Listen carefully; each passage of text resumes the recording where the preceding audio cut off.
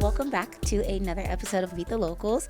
We are here with Miss Boss Lady, Executive Director and Founder of BlackPackers, Miss Patricia Cameron. Look how you set me up. Okay. Hi, thanks for having me. Yeah, we are very excited to have you. Do you want to give us a short bio before we dive into our... Gosh, I am just, I've been in Colorado Springs for almost 30 years now.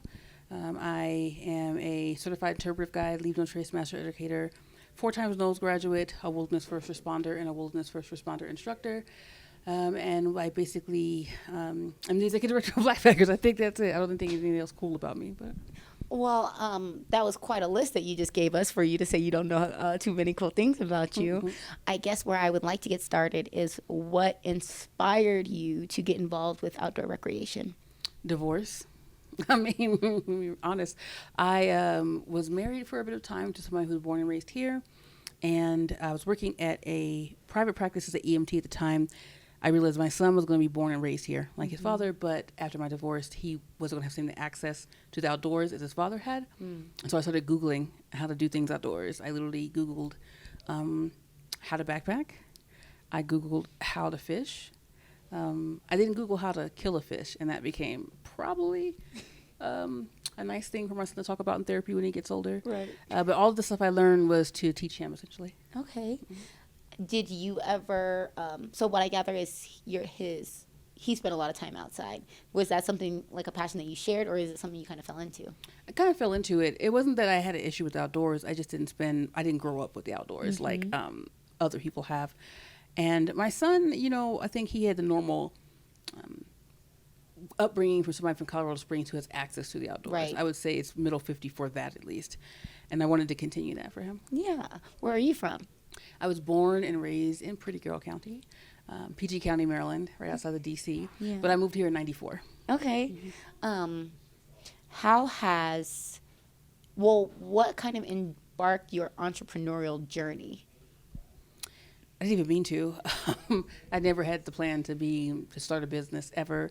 But when I saw the need for more access and access to gear and access to education, that's kind of where the idea came from. But it was not on my bucket list. I promise you that. It just came out of necessity, I think. Yeah. What is the importance to you of creating equity and access to outdoor recreation? I go into typically a nice history lesson about the wealth in this country and who has a lot of the wealth and how it's siphoned away from other communities. Mm-hmm. I mean, it's a great time. We just heard about that bank failing, right? And so we see how quickly money becomes like, you can pull money out of the air when you have, whatever banks, have these private owners or lenders that have over $250,000 in there, right? They were able to get that even though it wasn't insured. But the fight for healthcare or just the $10,000 of debt relief is so hard for some people. So in this country, capitalism drives so much. And because of that, there become haves and have not. That's necessary for capitalism, especially in America where capitalism is built on slavery. That's just how it is. So because of that, a lot of that inequity and racism and access issues permeates every layer of our society to the point so much that people think it's offensive when you talk about it. Or they're saying like, slavery ended XYZ ago. Yes. It did. But now we have, as some people say, the new Jim Crow or the new slavery, and that's in the form of how we enact capitalism over other people. Right. And so one of the statistics I'd like to bring up is since the civil rights movement, the median wealth of a black family has gone down by 75% and gone up by 14% for a white family. Mm-hmm. We are twice as likely to be denied a home loan. We just saw that with New York Times refinancing issues. We just saw that with that black family that had their home appraised for $500,000 less than it was worth. And in this country, wealth is transferred through, equity and housing, real estate, that kind of thing. And so we've seen the history of how redlining works and appraising houses. So it kind of just gets siphoned away from the community. Mm-hmm. With that being said, we see how expensive it can be to go outdoors. Mm-hmm. I hear a lot of people tell me that the outdoors is free. Maybe. But it's not really. And I think those people are that's kind of a bad faith argument because it's not true. They'll often point to, you could just go outside and hike. Okay. But in Southeast Colorado Springs, how are you going to get to these trails? Right. have you seen Sand Creek? BlackPackers recently adopted Sand Creek from Sheldon down to the end.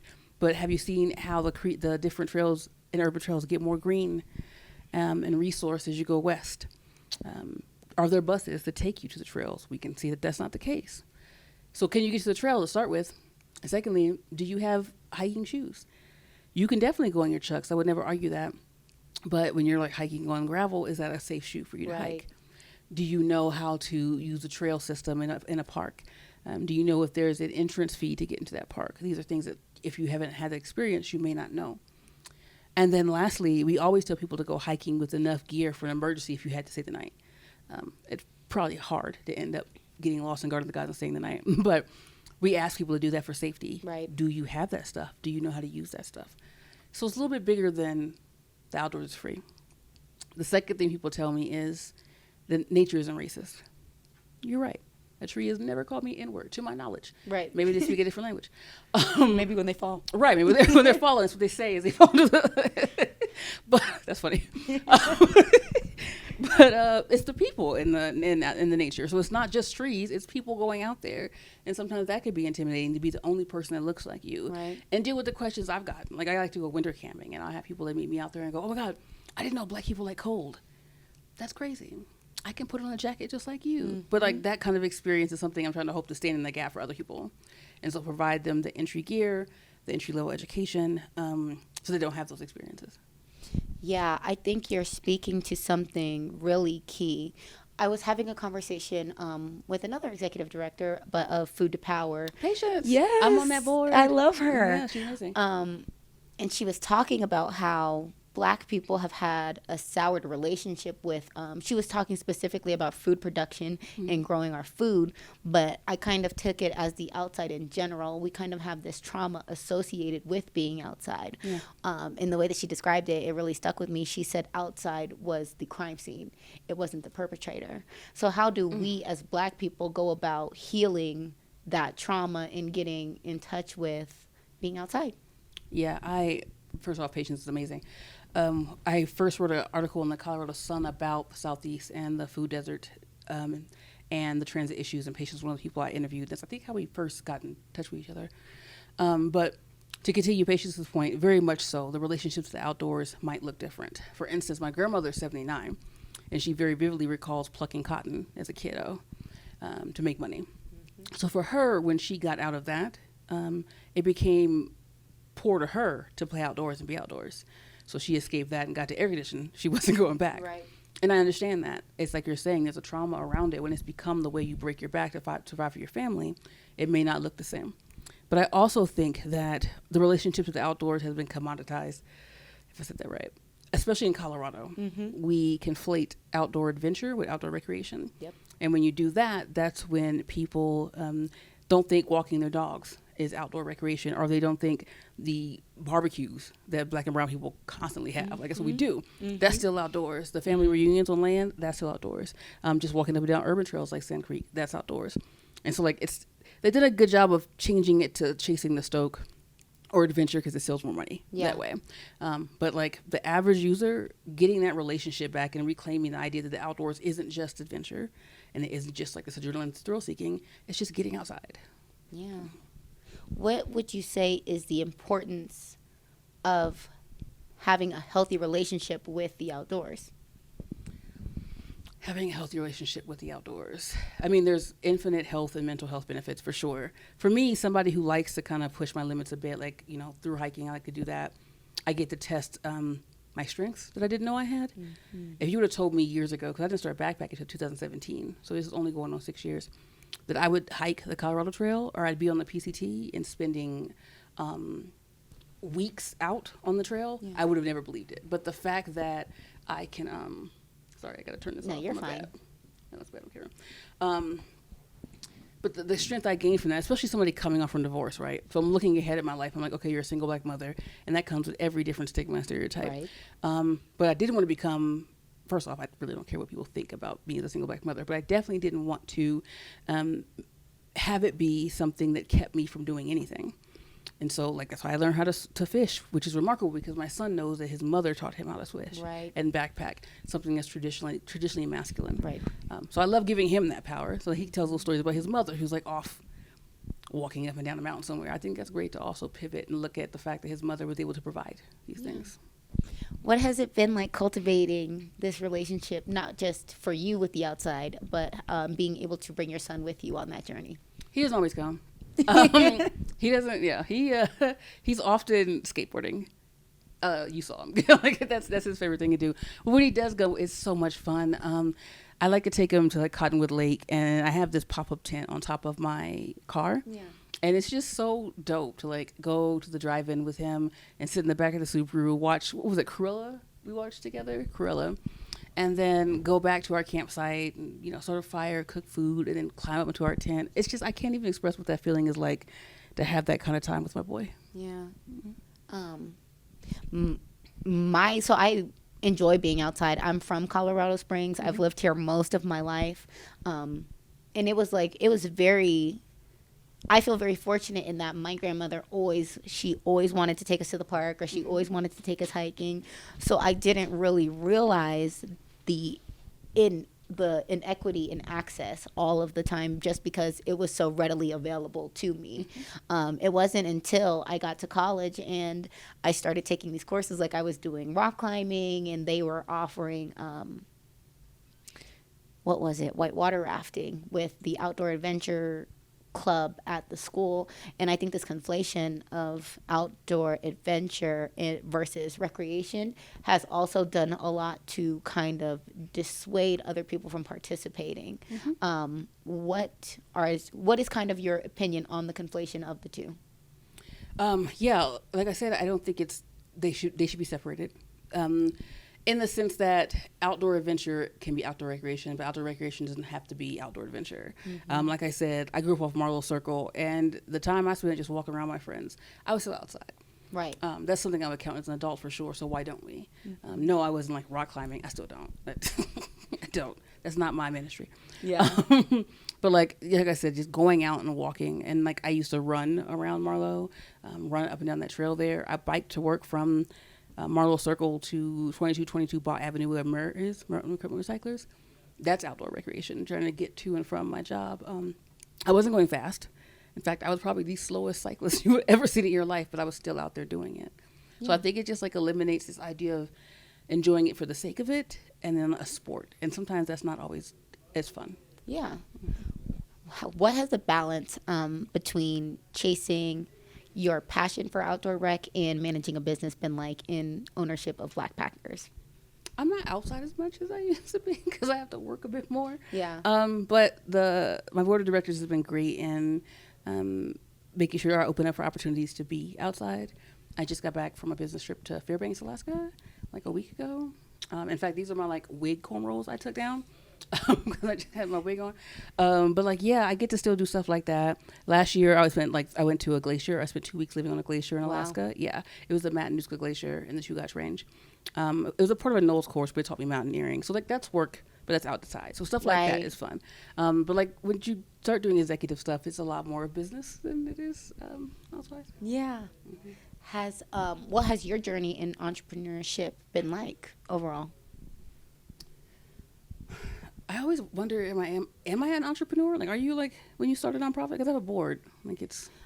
That's true. I don't know. I have no idea. Because people have asked me this before. I don't know what the answer is, but I will say.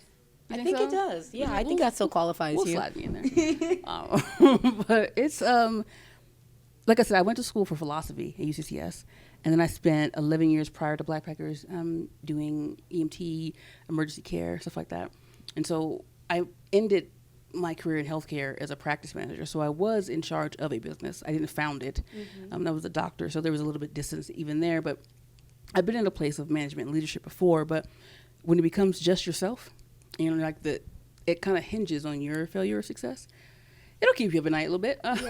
Just a little bit. Just a little bit. I've noticed that I can't be as much as I want to be me sometimes. I can't speak the way I used to speak sometimes because like I know that I have like people watching me that for whatever reason look up to me. So I gotta try to be a role model for whatever reason. which means I just don't curse as much. That's probably the biggest thing. But then also there's a incredible feeling. I don't think I could go back to working for somebody else again, even though I do work for the board, but like in a different company. It's that'd a be different. tough. It's It's a different feeling. I don't know. I get up every morning and there are some days where it's like famine. There's nothing to do. And then there's like 2 days where I have like 3 grant applications to do. I got to go like do marketing. Got to be sure I post. Got to deal with the sponsor. But that's also the adrenaline rush too. Like for 3 days where you don't sleep because you're working. Yeah.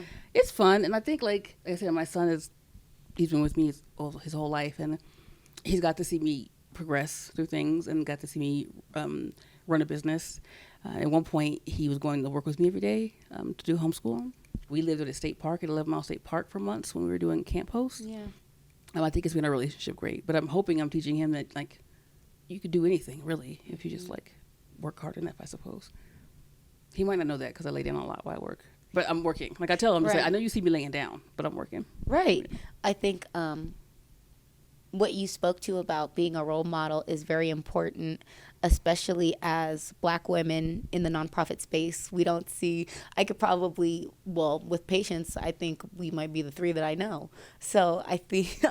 Wait, which nonprofit? I work for Citizens Project. What? Yeah. Okay. So like me and Patience, we just talked about it. Like, who else is there? Now we got a 3rd. Okay? Yeah. So you gotta hang out with us sometime. No, 100%. Like, absolutely.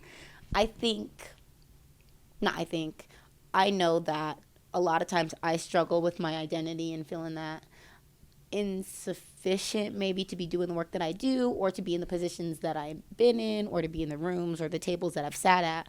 But just showing up as you is enough. And I have to tell myself that quite regularly. And I hope that you don't feel that you have to change to fit any kind of mold, because the reason why there hasn't been anybody in that space is because you haven't been there to occupy it. So Yeah. It's just more so, I'll say this.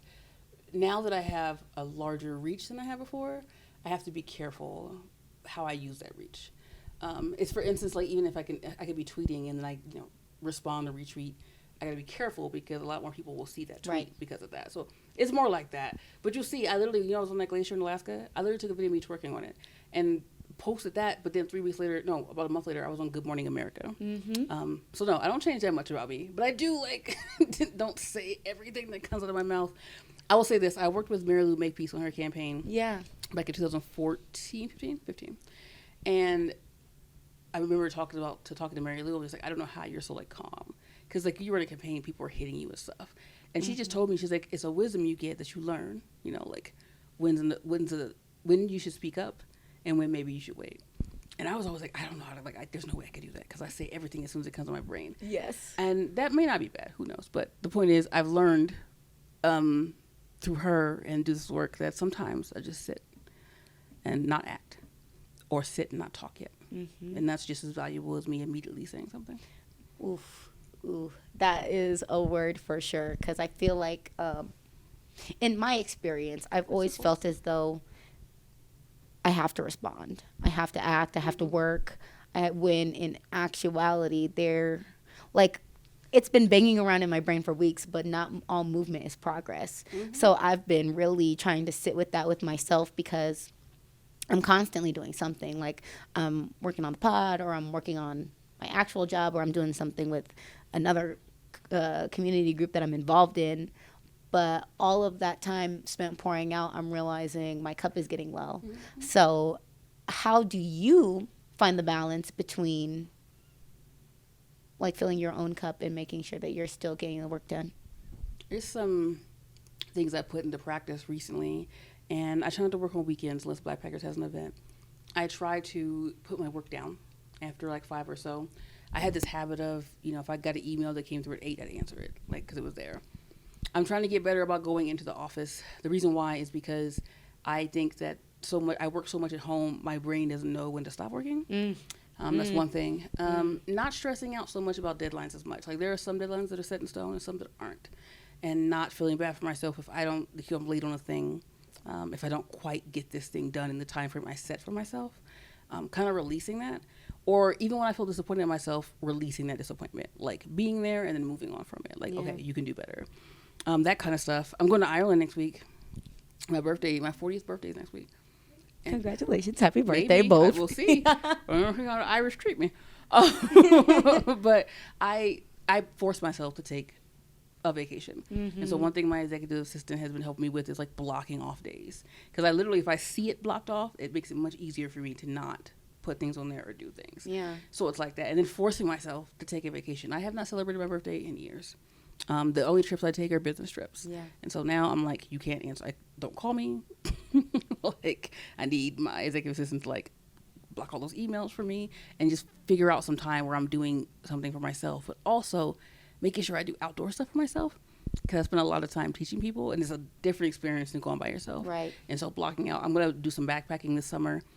I might be on the JMT and just take some time for myself that's outdoors. It's not leading people. That's exciting. And that's good to hear that you're taking care of yourself. Barely, but I'm getting there. You know? I will tell you, as somebody who's like been a single mother, who's worked a lot, worked for BlackPackers, I also freelance, right? I teach wilderness first responder classes, like all this different stuff that I do, just like you were saying.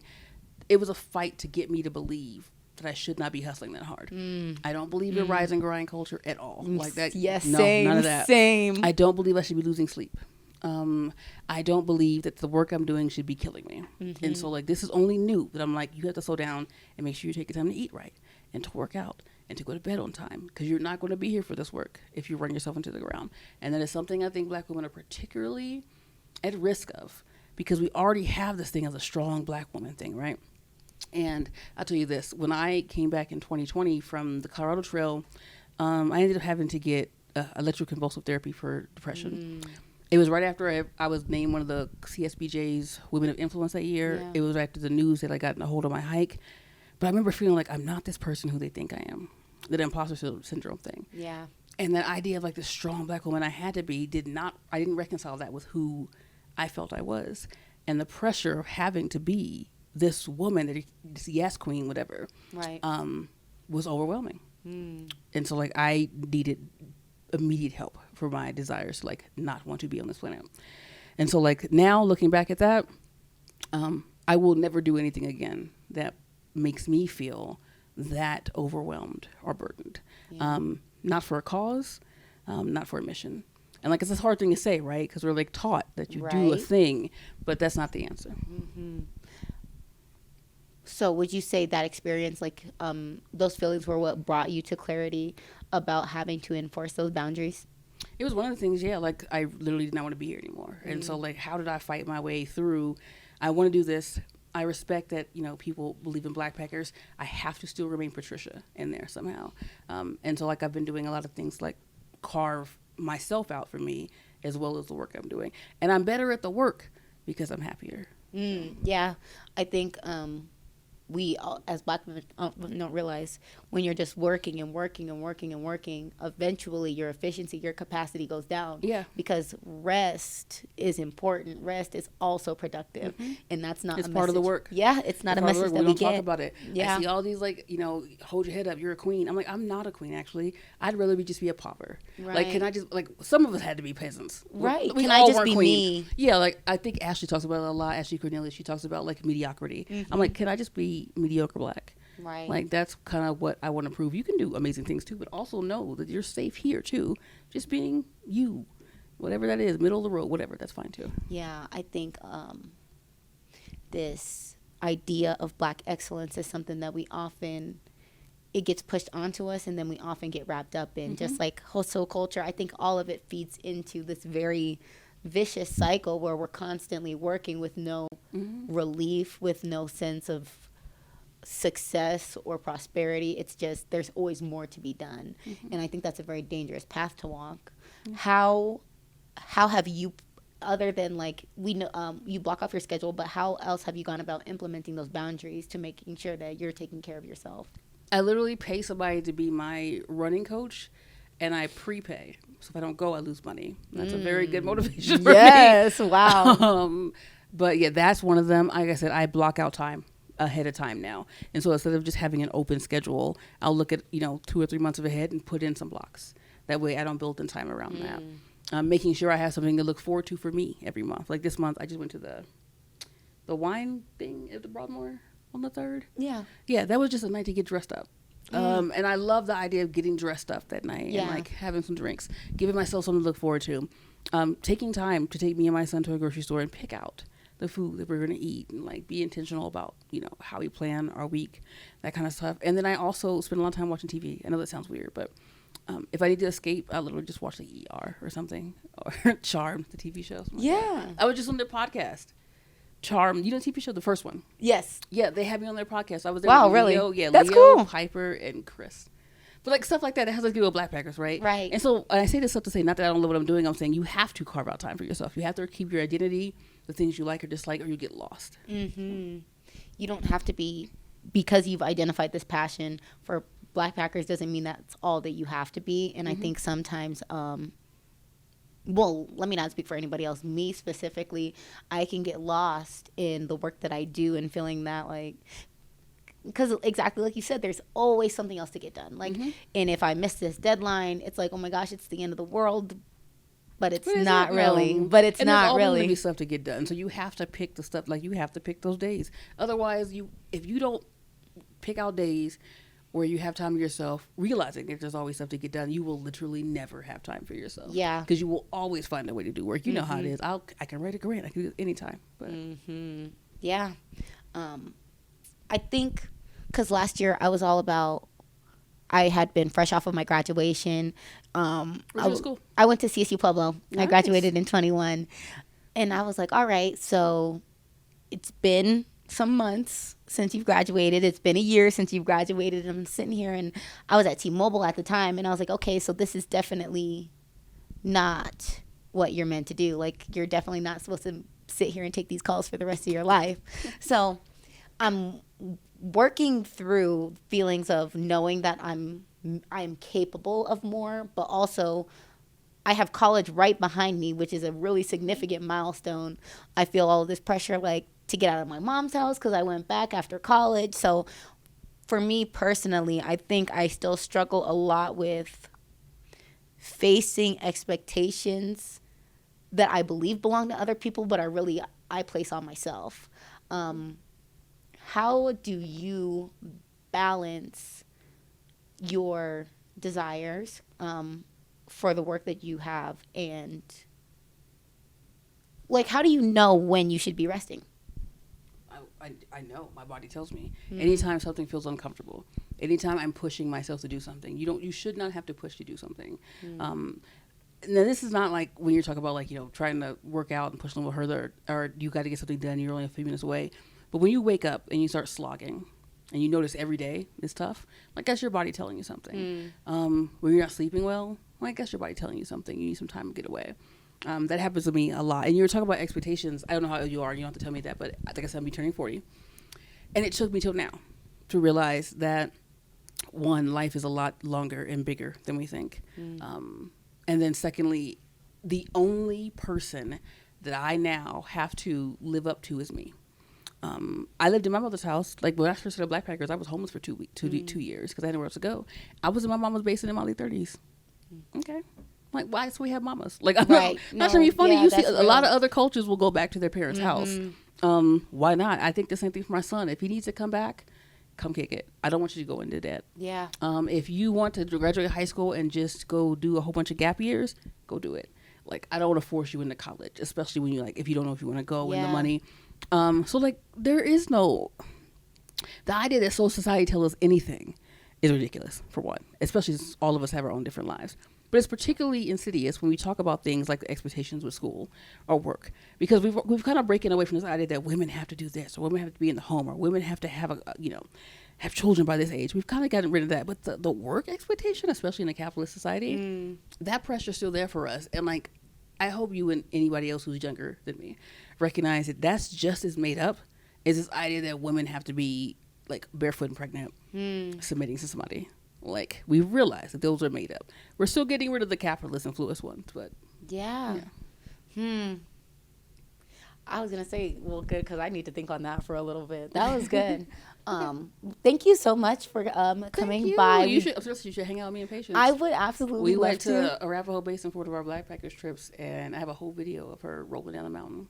Okay, well, I'm a beginner, so I might be the next one on that video. You can roll with me, but because I literally roll myself. Down. That's not my vibe. I'm down. Oh, thank you so much. It has been a pleasure. It's been a great conversation, and we are here. Well, this is Meet the Locals again. Bye. That was good.